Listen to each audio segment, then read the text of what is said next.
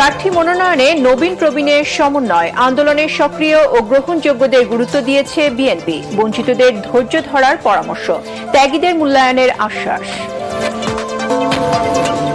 বিভিন্ন স্থানে বিএনপির মনোনয়ন বঞ্চিত প্রার্থীর কর্মী সমর্থকদের বিক্ষোভ, অবরোধ। সীতাকুণ্ডে 4 নেতা বহিষ্কার, মাদারীপুর 1-এ কামালের মনোনয়ন স্থগিত।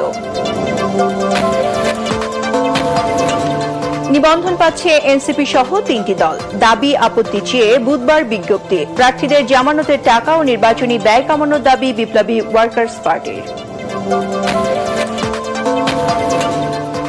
রাজনৈতিক দলগুলোর মতানৈক্য গণতন্ত্রের সৌন্দর্য, মন্তব্য জামাত আমিরের। বিএনপিকে আলোচনায় বসার আহ্বান, দ্রুতই প্রার্থীদের চূড়ান্ত তালিকা। আগামী নির্বাচনে পুলিশকে নিরপেক্ষভাবে দায়িত্ব পালনের নির্দেশ সরকারের। কেউ প্রার্থীর পক্ষ নিলে আইনি ব্যবস্থা। ম্যাজিস্ট্রেসি ক্ষমতা থাকবে সেনাবাহিনীর। এবং আওয়ামী লীগের সময় জলবায়ু প্রকল্পে রাজনৈতিক হস্তক্ষেপে 2000 কোটি টাকার দুর্নীতি, টিআইবির রিপোর্ট। প্রতিষ্ঠানগুলোকে ঢেলে সাজানোর তাগিদ।